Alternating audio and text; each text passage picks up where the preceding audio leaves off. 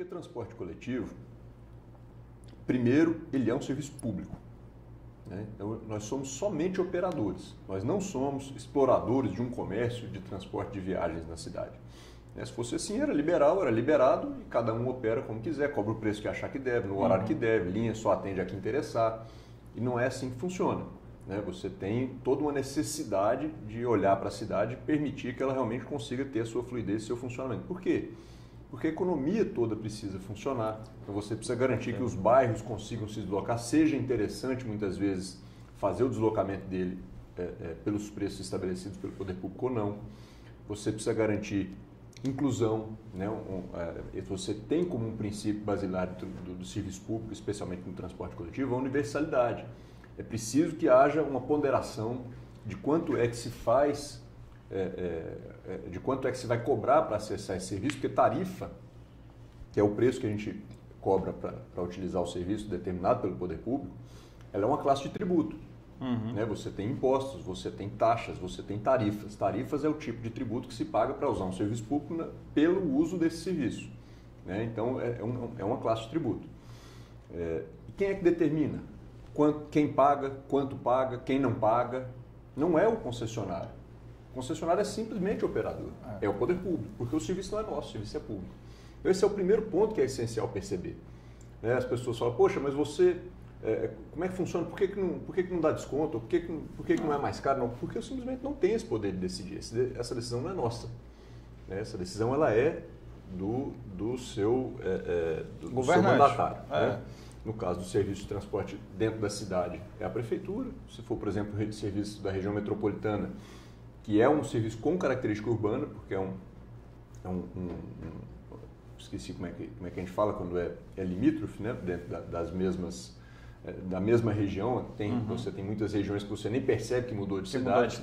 Né? Então você tem uma característica de transporte urbano, mas é o Estado já, nesse caso, né? que vai ser o mandatário do serviço. A divisão de Fortaleza e Maracanã vão operar conforme as regras dadas.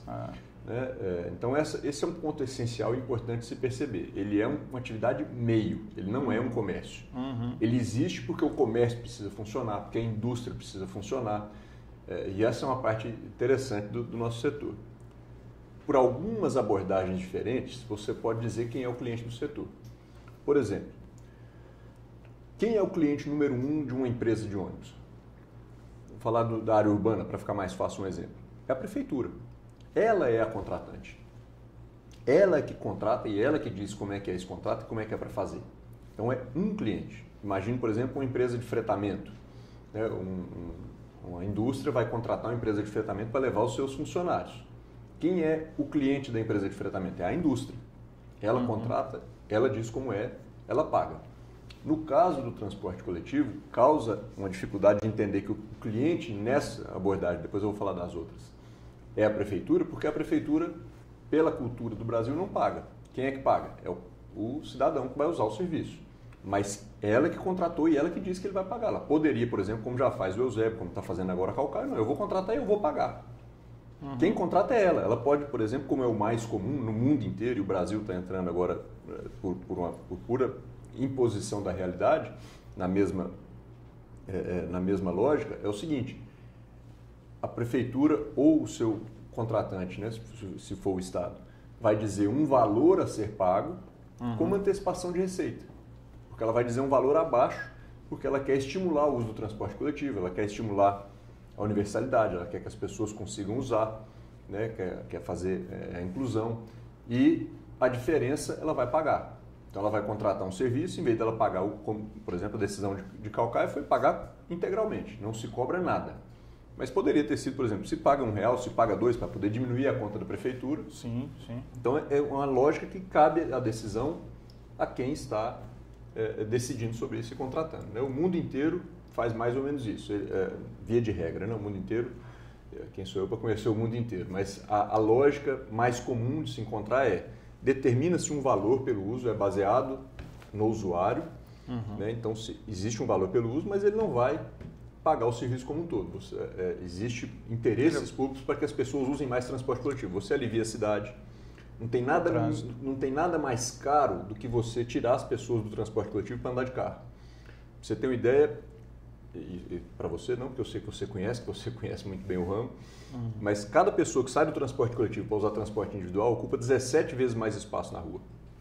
Então, se você simplesmente dissesse todo mundo agora vai andar de carro, não tem nem se você fizer um viaduto em cada esquina. Além da gente não ter dinheiro, a cidade fica inviável, porque a cidade trava. Então, é como se a cidade infartasse. Você não consegue aumentar as ruas, você não consegue... Pois é, você tem uma limitação para isso. Então, todo investimento que você fizer para estimular as pessoas a usarem transporte coletivo, ele é bem-vindo. Quando você fica nessa dificuldade que a gente tem, especialmente porque agora o Brasil enfrenta um momento de crise fiscal muito forte, as prefeituras no Brasil todo não têm muitas vezes facilidade para conseguir lidar com isso, então vem buscando aí para sensibilizar o governo federal para poder ter recurso destinado para isso. Você tem essa dificuldade do seguinte, tentar encaixar o custo todo do serviço, que você quer atributos como a gente tem aqui em Fortaleza, ar-condicionado, né, Wi-Fi, veículos mais novos, melhores, você quer colocar tudo dentro de quem paga a passagem, que é importante entender isso também, não é dividido por todo mundo, é por quem paga. Né? Quando se cria uma gratuidade e ninguém paga a conta vai ser rateada pelos vizinhos. Com certeza. Então eu vou lá e digo, olha, estudante vai pagar menos, idoso não vai pagar, carteiro não vai pagar, né? Alguns funcionários de determinadas classes têm prerrogativa para não pagar. Então, tudo isso você vai encarecendo a conta de quem paga.